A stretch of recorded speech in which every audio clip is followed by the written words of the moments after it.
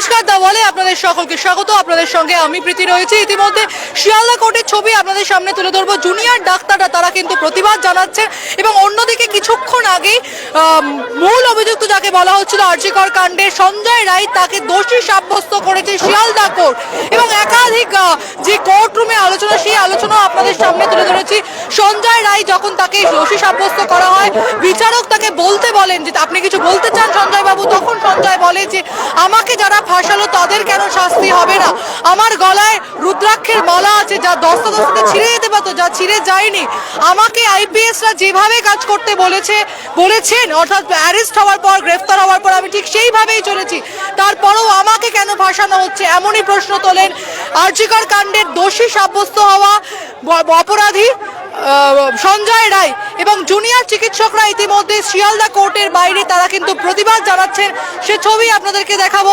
দেবাশিস থেকে শুরু করে অনিকেত মাহাতো সকলে এখানে এসে উপস্থিত হয়েছে এবং সাধারণ মানুষও এখানে এসে জুড়েছেন। যে ছবি আপনাদেরকে দেখাচ্ছি যে জুনিয়র চিকিৎসকদের সঙ্গে সাধারণ মানুষ তারাও কিন্তু এখানে এসে উপস্থিত হয়েছেন।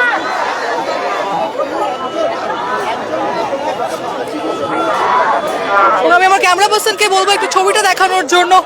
আর.জি. কর কাণ্ডের মূল অভিযুক্ত এতদিন যাকে বলা হচ্ছিল সঞ্জয় রায়, যাকে কলকাতা পুলিশ ঘটনার 24 ঘন্টার মধ্যে একদিনের মধ্যে গ্রেফতার করে, তাকে দোষী সাব্যস্ত করে শিয়ালদা কোর্ট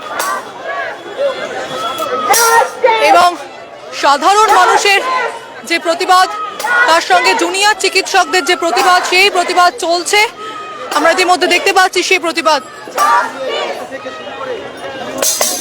সঞ্জয় রায় তিনি বলছেন তাকে ফাঁসানো হচ্ছে।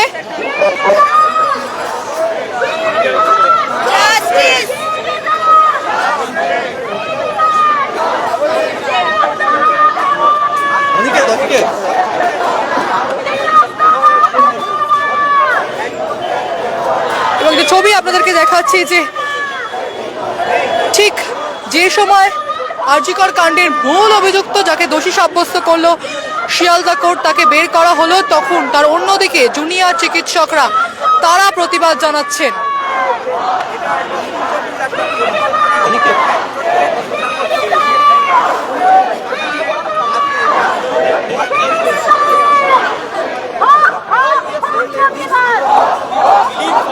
ছবি আমরা দেখতে পাচ্ছি যে জুনিয়র চিকিৎসকরা তারা এসে এখানে প্রতিবাদ জানাচ্ছেন এবং সঞ্জয় রায় যাকে নিয়ে একাধিক সমালোচনা, একাধিক সমস্যা, একাধিক প্রশ্ন, সেই সঞ্জয় রায়কে দোষী সাব্যস্ত করল শিয়ালদা কোর্টের বিচারক।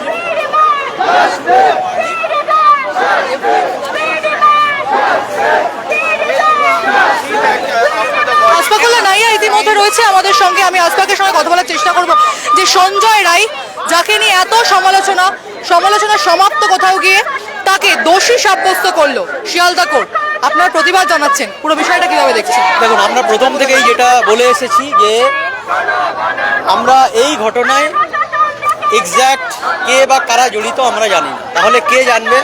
পুলিশ প্রশাসন এবং সিবিআই ইনভেস্টিগেশন টিম থেকে শুরু করে যারা ইনভেস্টিগেট করছে, একটা ইনভেস্টিগেশন টিম, একটা অ্যাকিউজ এবং একটা ক্রিমিনাল টিম এবং একটা হচ্ছে আমরা রাজপথে দাঁড়িয়ে প্রতিবাদ করছি।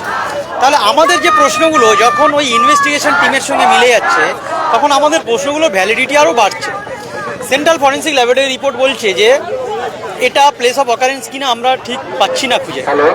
তাহলে where is the place of occurrence? এবং সঞ্জয় বলেছে আমি নির্দোষ, আমার গলায় যে মালা ছিল রুদ্রাক্ষের মালা তা ধস্তাধস্তিতে ছিঁড়ে যেত, আমাকে আইপিএসরা গ্রেফতার হওয়ার পর যা যা বলেছে আমি পালন করেছি। কি বলবেন? দেখুন, সঞ্জয় কি বলছে সেটা কোর্টের ম্যাটার, জুডিশিয়াল সেটাকে বিচার ব্যবস্থা করবে। আমরা মনে করি একজন কালপ্রিট সঞ্জয় রায়, বাকি আর কারা আমাদের সেই প্রশ্নের জায়গাটা আমাদের রয়ে যাচ্ছে যে বাকি কারা, এই বাকি যারা তাদেরকে খুঁজে বার করতে হবে। এই জায়গা থেকে আমরা মনে করি যে বাকিদের খুঁজতে গেলে আরো ইনভেস্টিগেশন। সোমবার সঞ্জয় সাজা ঘোষণা, সেদিনও কি আপনাদের এখানে প্রতিবাদ জানাতে দেখা যায়? আমরা তো চেষ্টা করবো প্রতিবাদের আগুন আমরা সবসময় জ্বালিয়ে রাখবো, কারণ একজন নয় আরো অনেকে ইনভলভমেন্ট আছে, বা যদি একজনও হয় বাকি যারা বাঁচাতে চেষ্টা করেছে তারাও ইনভলভ আছে, তাহলে খুঁজে বার করতে হবে যে কে বা কারা ইনভলভ আছে। জুনিয়র চিকিৎসকরা তারা কিন্তু বলছেন যে রাজপথ তারা ছাড়বেন না, এবং যে রাজপথ যে দখল করে রয়েছেন সেই রাজপথ তারা দখল করে থাকবেন। তার জন্য আজকে যখন যে আরজিকর কাণ্ডে যে মূল অভিযুক্ত সঞ্জয় রায়, যাকে দোষী সাব্যস্ত করেছে শিয়ালদা কোর্ট, তখন তারাও কিন্তু এখানে এসে বিক্ষোভ দেখাচ্ছেন। তারা বলছেন যে সঞ্জয় রায় সে যে অভিযুক্ত, কি সে যে দোষ অপরাধী, সেটা নিয়ে তারা সেই কন্ট্রাক্টে তারা যাবেন না। কিন্তু সঞ্জয়ের পক্ষে একা এই কাজ করা সম্ভব নয়, তার সঙ্গে যারা জড়িয়ে রয়েছে তাদেরকে কেন কোনোভাবে সামনে আনা হচ্ছে না। শুরু করছেন না। আমরা শুরুর দিন থেকে যে কথা বলেছি, একাধিক ব্যক্তি এই ঘটনায় জড়িত। যদি একাধিক ব্যক্তি এই ঘটনায় জড়িত হয়, তাহলে এই তদন্তকারী সংস্থা কাকে আড়াল করার চেষ্টা করছে, কোন প্রভাবশালী ব্যক্তিকে আড়াল করার চেষ্টা করছে, এই প্রশ্নটা বারবার থাকছে। তাহলে এই বিষয় কখনোই নিয়ে নেওয়া সম্ভব নয়। এবং অনেকে ইতিমধ্যে বলছে, আমি এই মুহূর্তে আমরা একটা মিছিল এবং স্লোগানের মাধ্যমে আমাদের কর্মসূচি শুরু করবো। চলুন।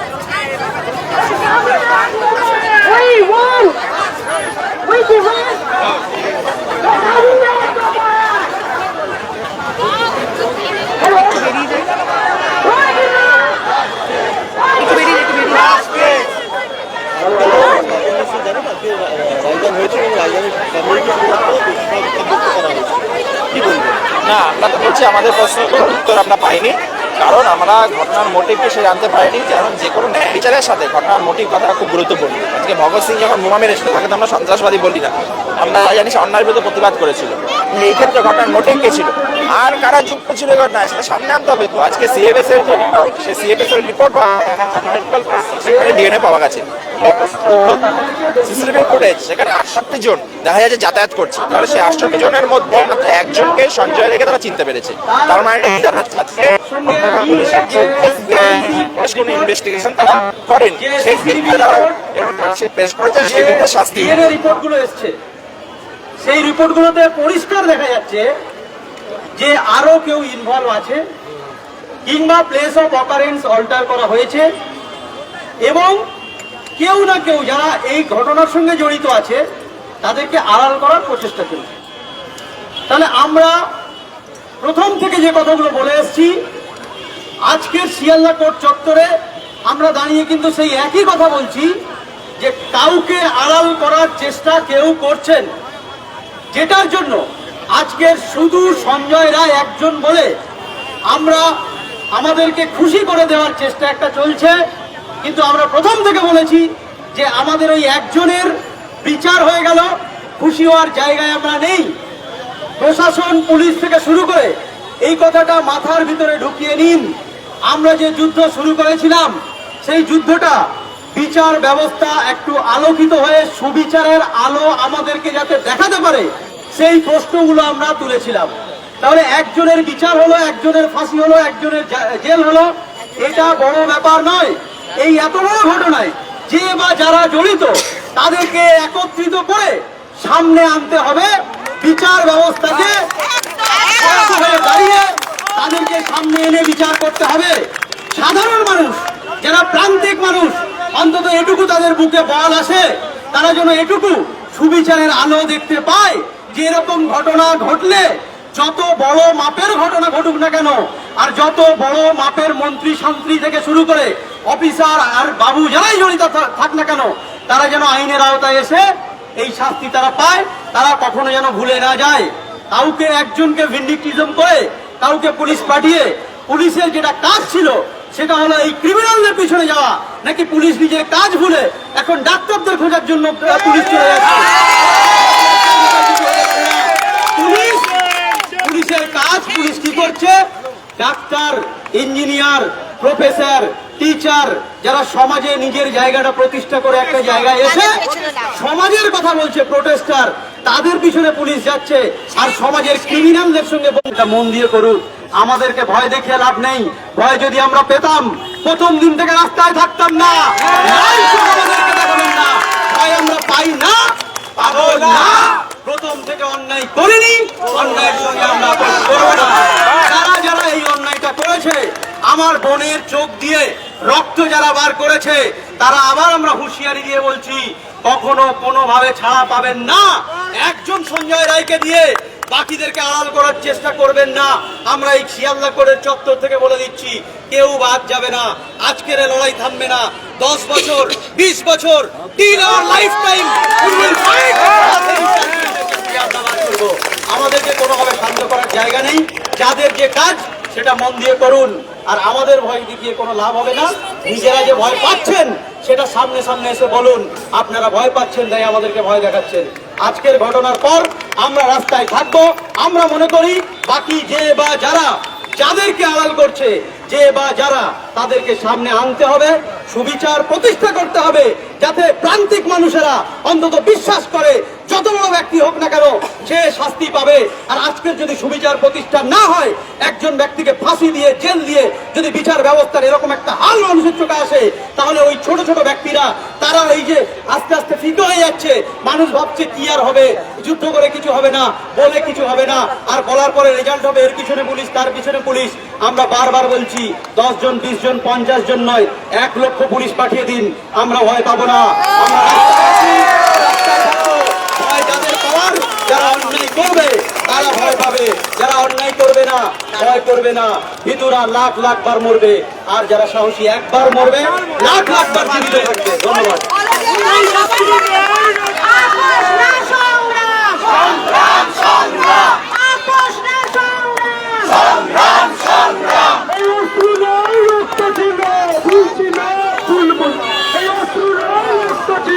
এবং সাধারণ মানুষ তারাও কিন্তু এই জুনিয়র চিকিৎসকদের যে প্রতিবাদ, সেই প্রতিবাদে এসে উপস্থিত হয়েছেন। যে ছবি আপনাদেরকে দেখাচ্ছি, যে সাধারণ মানুষ তারাও কিন্তু এই যে প্রতিবাদ, সেই প্রতিবাদে এসে উপস্থিত হয়েছেন এবং তারা কিন্তু প্রকাশ্যে বলছেন যে সঞ্জয় রায় তাকে সামনে রেখে বাকিদের যে ফাঁসানো হচ্ছে, তার প্রতিবাদে তারা কিন্তু আবারও রাস্তায় নামবেন এবং তার জন্যই আবারও রাস্তায় নেমেছেন। আপনাদের কাছে একটি আবেদন ঘোষণা, একটু পরেই ওয়েস্ট বেঙ্গল জুনিয়র ডক্টর ফ্রন্টের তরফ থেকে আমরা একটি র্যালি শুরু করব। সেই র্যালিটি এখান থেকে মৌলালি অবধি যাবে। আপনাদের কাছে আবেদন, আপনারা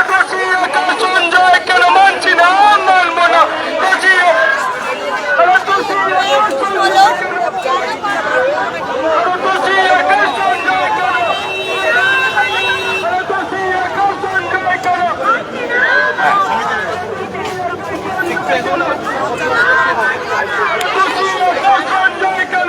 তিনি শুনুন, সেটা নিয়ে আমাদের কোনো সমস্যা নেই, কিন্তু সঞ্জয় রায় ছাড়া আর কে, আর কারা, এই প্রশ্নটা হচ্ছে গুরুত্বপূর্ণ। সঞ্জয় রায়ের যদি কিছু বলার থাকে, তার আইনজীবী আছেন, তার যে আইনির যে পরিসর আছে, সে আইনি পরিসরে তিনি তার বক্তব্য রাখতেই পারেন। এই নিয়ে আমাদের কিছু বলার নেই। প্রাইমারি চার্জশিটে তাকে যেভাবে বলা আছে এবং মাননীয় বিচারপতি আজকে যেভাবে তাকে কনভিক্টেড করেছেন, সেই জায়গা থেকে কোথাও দিনের আলোর মতন পরিষ্কার সঞ্জয় রায় দোষী। কিন্তু প্রশ্নটা যেটা থাকলো সেটা হচ্ছে সঞ্জয় রায় ছাড়া আর কে, আর বাকিদের জায়গাতে সামনে আসছে না কেন, এই প্রশ্নটা থাকছে। এর পূর্ণাঙ্গ যতক্ষণ অ্যান্সার পাওয়া যাচ্ছে ততক্ষণ অবধি আমাদের আন্দোলন চলবে। ওনার গলায় যে রুদ্রাক্ষের মালা ছিল, সেই মালা দস্তাদস্তিতে ছিঁড়ে যেতে পারতো, কিন্তু তা হয়নি। এবং গ্রেফতার হওয়ার পর আইপিএসরা যেভাবে বলেছেন তিনি সেভাবেই চলেছেন, এবং যারা যুক্ত রয়েছেন এর সঙ্গে তাদের কেন শাস্তি হবে না, কোর্টে দাঁড়িয়ে বলছে। একদমই তাই। তাহলে আমরা তো এই কথাটাই বলছি যে সঞ্জয় রায় একজন কনভিক্টেড করেছে মাননীয় বিচারপতি সিবিআইয়ের প্রাইমারি চার্জশিট এবং তার এগেনস্টে যে এভিডেন্স আছে তার বেসিসে, সে কথা তো ঠিকই। কিন্তু সঞ্জয় রায় ছাড়া আর কারা কারা অভিযুক্ত আছে, কারা এই ঘটনার সাথে যুক্ত, সেটা আইএস, আইপিএস না অন্য কেউ, এনাল সোয়াব, ভালভাল সোয়াব এবং ভালভাল মপ এবং মপ সোয়াব এবং নিকুল সোয়াব, যেখানে এক্সট্রা ডিএনএর প্রেজেন্স আছে, মাল্টিপল ডিএনএর প্রেজেন্স আছে, এতগুলো অ্যান্টিমর্টাম ইনজুরির প্রেজেন্স আছে, সে তারপরেও যদি বলতে হয় যে এই ঘটনায় একজন ব্যক্তি জড়িত, তাহলে একজন চিকিৎসক হিসেবে কথা দিনের আলোর মতন পরিষ্কার, কথা হাস্যকর।